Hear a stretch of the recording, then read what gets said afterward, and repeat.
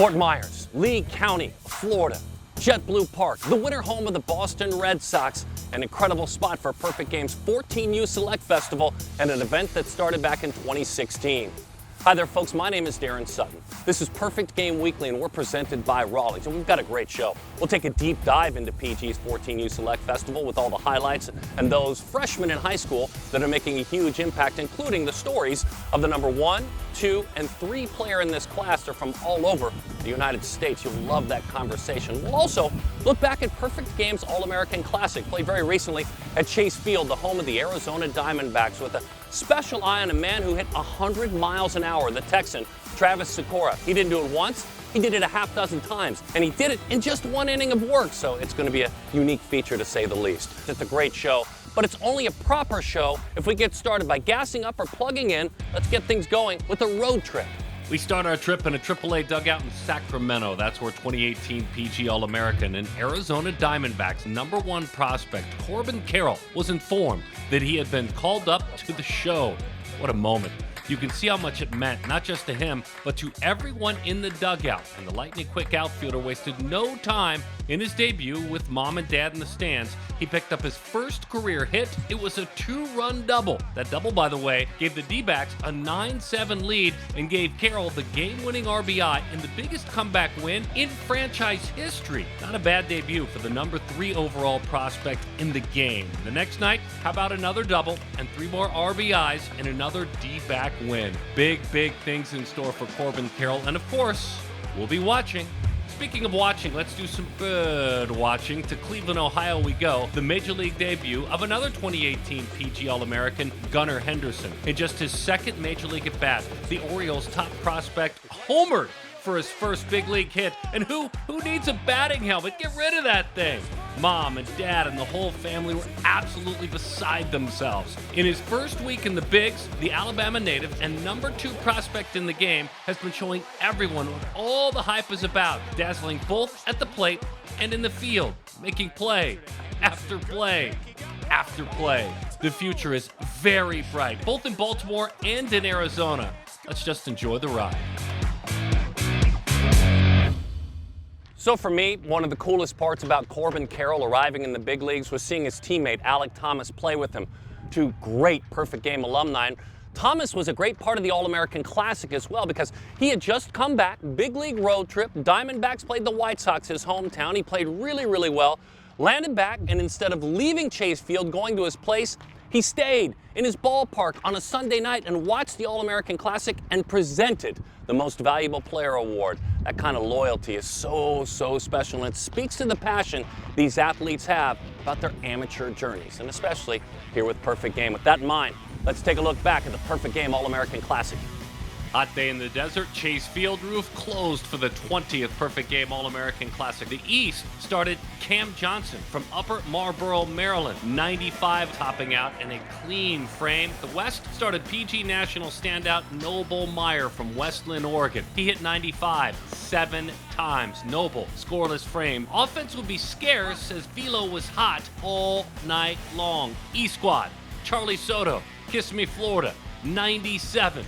West Squad, Travis Sykora. His first pitch, 99, but 100. It was present, and it was present often. The Texan pitched like an ace. It was in his frame, though, bottom of the second, that the East tallied. Vanderbilt commit and massive man Braden Holcomb singled, finally scoring on a wild one. 1-0 East. Holcomb, by the way, had 2 hits on the game. The pitchers would steal the night until much later in the contest, and a few to mention. Morgan Hill, California native Aiden Keaton struck out a pair and topped out at 94. As a matter of fact, for the West, it was all Californians. UCLA commit Justin Lee. He notched a pair of strikeouts. He had a flawless frame, and he touched 93 with regularity. Cole Schoenwetter, he struck out the side. The future UC Santa Barbara Gaucho touched 93 miles an hour and owned the Chase Field mound. On the other side, with the East Arms, Liam Peterson, 96. A hitless frame.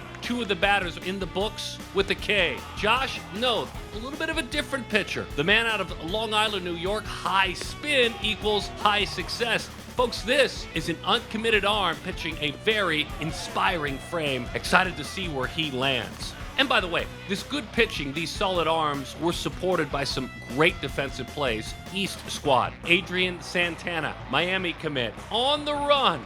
Running.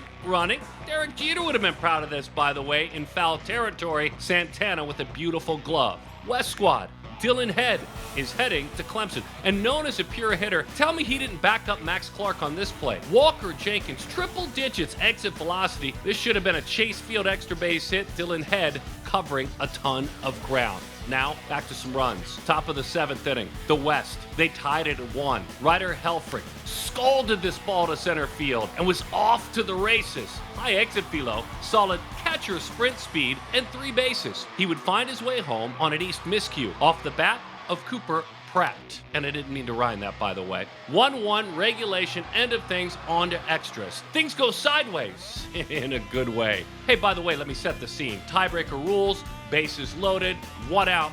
That's the rule. Ryder Helfrich again unloaded them. Trent Carraway and Max Clark both scored. Then, Mississippi native Cooper Pratt put things out of reach when he turned around 93 and drove in a pair.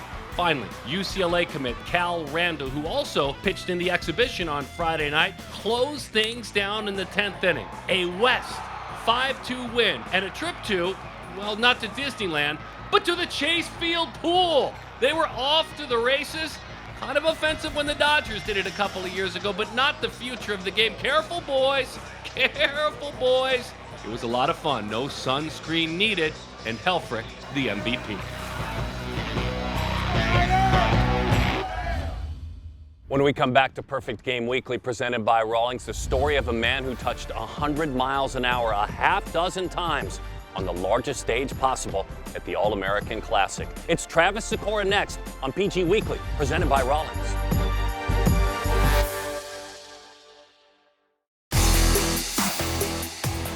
We welcome you back to Perfect Game Weekly. We're presented by Rawlings. The year 2019, which in baseball development years is forever. That year at Perfect Game Select Festival, the 14U event, there were names like Cam Collier, Tamar Johnson, Naz Muley, and Walter Ford. All of them this year, 2022, very high picks in the MLB amateur draft. At that 14U age group that year, Travis Sykora wasn't there. He wasn't there at the national level yet. Times have changed. The young man at the Sunshine South Showcase was busy that year in 2019 throwing 80.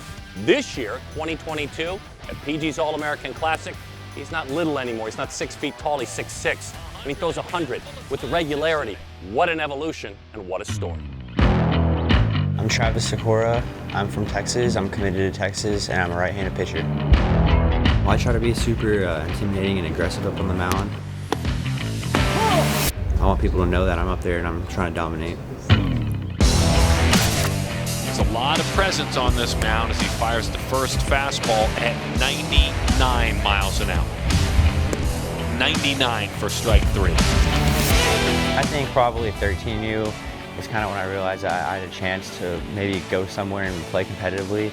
I had a good arm and I had a great hand-eye coordination with hitting, and I think I just kind of knew that maybe I had a chance to play at the next level. I had a goal, and my goal was to commit to a D1 school, and I think I worked very hard for that. Every day going in the backyard, working hard and not getting derailed and staying focused.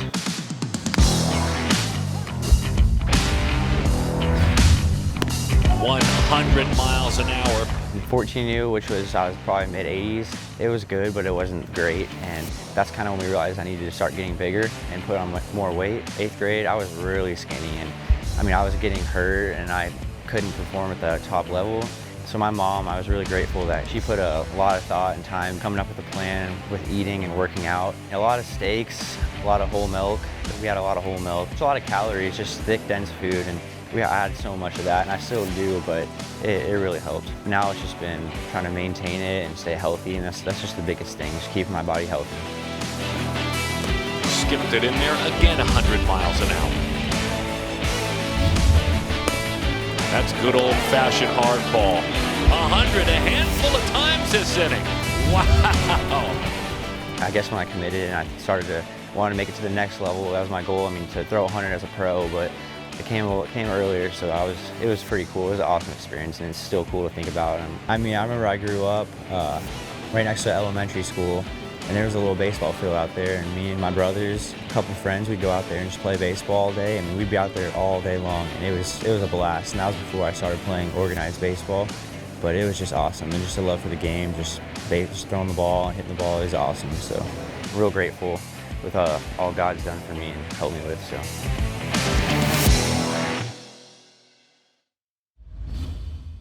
The funny thing about Sykora is that he still loves to hit, and he hits very, very well, but you've got to wonder how long till somebody takes the bat out of his hands. But there's always that guy, Shohei Ohtani. It'll be interesting to see what happens with Travis. When we come back on Perfect Game Weekly presented by Rawlings, we dive back into the 14U age group with the number 1, 2, and 3 players in the land from all over the country, from Georgia, from Nevada, from California. Their stories as they talk the future of baseball with one another on Perfect Game Weekly, presented by Rawlings.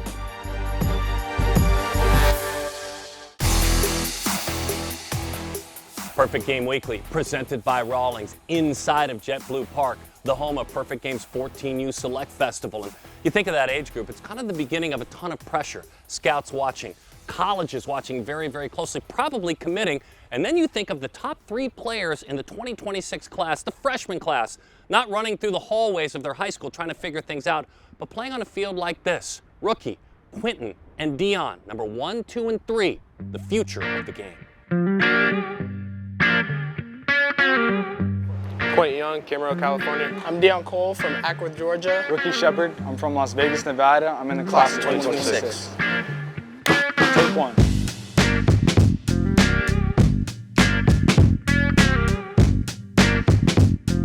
Quentin, you know, obviously I'm a lot shorter than him. You know, how do you like control your body?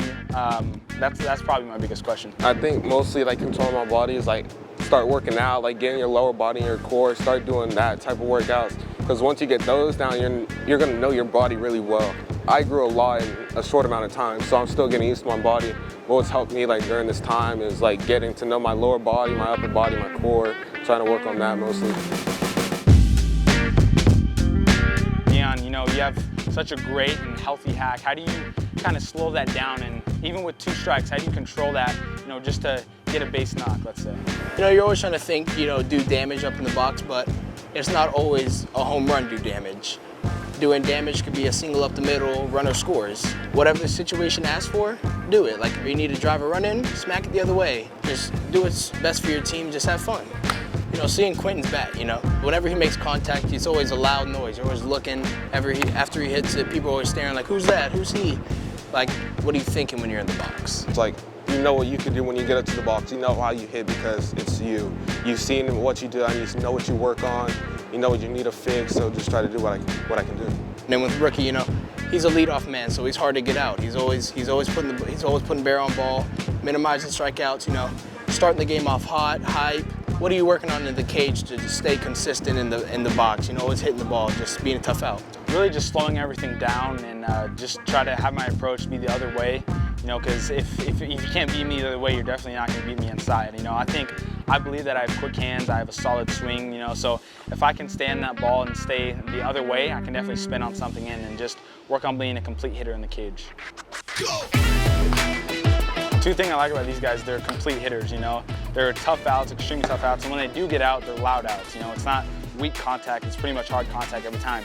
With Deion, you know, quick hands, you know, quick bat speed, barrel to the ball, great barrel control. You get that 3-1 count, he's gonna take a hack, he's not gonna get cheated at all. And same thing with Quentin, you know, 2 big, strong athletes, and they're not gonna get cheated at all. The thing to remember is just always have fun, because at the end of the day, it's a kid's game. You never want to take the fun out of it, and the fun is hitting. The most fun of the game is whenever you get up to hit. You always want to hit. Now, you're not really worried about pitching or fielding, you just want to hit, because that's the best feeling in the game. Yeah, it's fun. When you make contact with that ball, it's almost like you don't even feel it. The ball just flies off your bat, and you know, you have your teammates hyping you up, everyone in the crowd's going crazy. Yeah, so it's definitely a great feeling. I think of it almost as like hitting a pillow.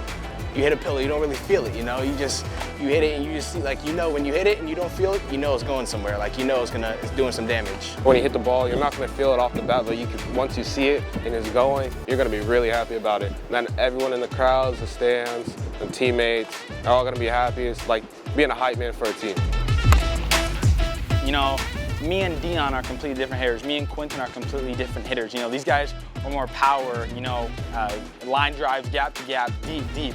You know, I'm more of a contact guy that's gonna, you know, get singles, doubles, just try to get good barrel control and control my barrel and stay in my swing. I'm not gonna try to, you know, hit bombs every time. I'm gonna stay in my legs, stay low, and just have fun and beat these guys over here.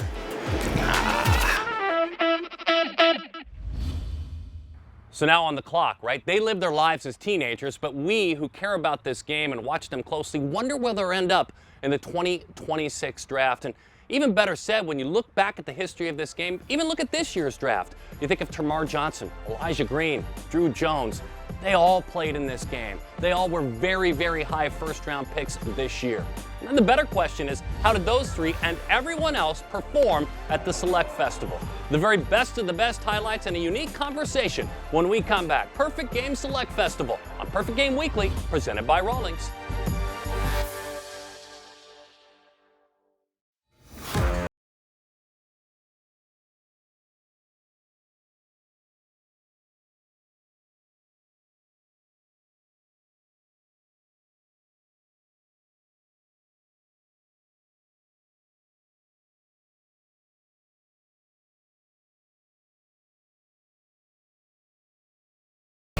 Let's go, country! Let's ride! East Coast, West Coast. It all leads to this on Perfect Game Weekly, presented by Rawlings, the 14U Select Festival. Athletes from the right and the left side on the mound that at 14U again could touch or go over 90 miles an hour. Sluggers in the box that could hit it over the wall in the Home Run Derby, an amazing competition. Think about this event. You look at this year's draft, there were 11 Select Festival alumni that went in night one of MLB's amateur draft. So with that in mind, we look ahead to the 26th draft by looking back at this year's 14U Select Festival. All right, one of the themes this year at the 14U Select Festival was pitching, specifically the West pitching. C.J. Sampson, pitcher of the year for PG, by the way, touched 84, leadoff single, then 1-2-3, they went down. 6'4" left-handed pitcher Cruz Schoolcraft up to 87 miles an hour. He struck out a pair as well. Oakdale, California native Landon Schutte, who played just about all over the diamond, up to 88. Also a perfect frame with a pair of strikeouts. You can square up 88, but when it's coming straight downhill and heavy, yes, it's a whole different ballgame. Different ballgame. Hunter Watson, who would catch in this game too, out of Oklahoma, allowed just a base runner, 2 more strikeouts, that would end things. But maybe the most fun man to watch was R.J. Cope. Presence, energy, effectiveness, up to 88, and a pretty 4-6-3 double play behind him to end the inning, and went solace to Quentin Young to Schutte. Speaking of the East, they did have some really special offensive moments. 7th inning, double, crushed by Dylan Dubovic. And that's definitely right there what he's capable of with the bat in his hands. I mean, That's some power. that ball jumped. Yes. Just look at him. There's no real physical strength there just yet. So Wow. his best days are still ahead. And I mean, that ball carried pretty far out there. The athletic outfielder from Coral Springs, Florida, who's a Miami commit. Then, the 9th inning, another double by Jaden Stroman. that's definitely the loudest barrel of the day. And Yes, it is. go opposite field like that. He hit that like he was right-handed. By the way, he was the Home Run Derby co-champ along with Quentin Young. Folks, this is professional power. Opposite field. This is a 14U game off the monster. I'm sure Marcus Stroman very proud of what he saw. Keon Johnson, he came around to score on that drive. Crazy power for a middle infielder. The West scored all the runs they need, simply put, in the 3rd inning with 7 runs. LSU commit Bubba Coleman, he walked. Hunter Harrington, Stanford commit, hit by a pitch.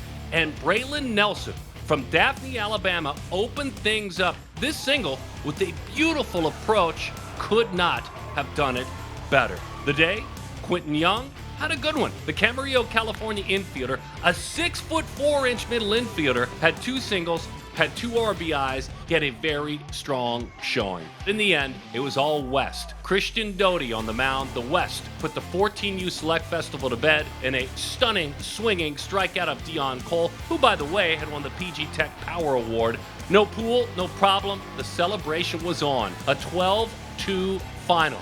The 7th 14U Select Festival in the books. The MVPs, the West pitching staff, all of them. So it turns out Nelson's early hit would be all they would need.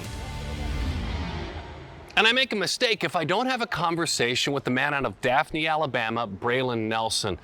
My goodness, young man, what was it like not only to be selected to this event, but then to take part all week long? What's this been like for you? It's really been an honor, especially growing up watching the Select Fest and the All-American Classic and sitting in my living room with my family and thinking, man, I want to do that someday. We should get to work, and we started saving money for the donations and everything. Then when I got here, it was pretty much like a dream come true. So the work that goes into it, obviously the work to save, you did that, but you kept working in your garage. Let me come hang out with you in your garage. Guys, it's just a tee, and he's very successful at that. What goes on with you and that tee and your grinding? Usually I set up the tee, like sometimes I start off high if I want to work on getting my hands through. But usually I start off like low to middle just to start working middle to outside, do a few buckets of that. Just put in the grind at sometimes at night. So tell me about this at bat. Things are getting a little bit sideways early on. There's some walks, hit batsmen in front of you. You get a chance to do damage that hurts, and that's the best kind of damage, right, to the other team. You drive the ball the other way, a couple of runs scored. Tell me about approach-wise what happened. We had Quincy right on the mound, obviously throwing low 90s, pretty hard for our age. So my approach was get the runners in. We had runners in scoring position, so I just saw the ball middle outside and I took it that way. And what happened to your body when you hit that ball? I blacked out a little bit. I was so excited. My adrenaline was rushing. Everybody was hyped. It was crazy. That's a good kind of being blacked out, I guess, right there. Yeah. Thanks for hanging out with us, man. Congratulations on being here this week. I've enjoyed being around you and your family who's here, so thank you very much. Thank you. We want to thank all these athletes and their families and the coaches that took part, helped to put together this show. Certainly, we want to thank Travis Sykora, who joined us as we took a look back at Perfect Game's All-American Classic. You can put them both in the books. The 14U Select Festival, and of course, the All-American Classic. And we'll see you next week right here on the only show devoted to amateur diamond sports, Perfect Game Weekly, presented by Rawlings.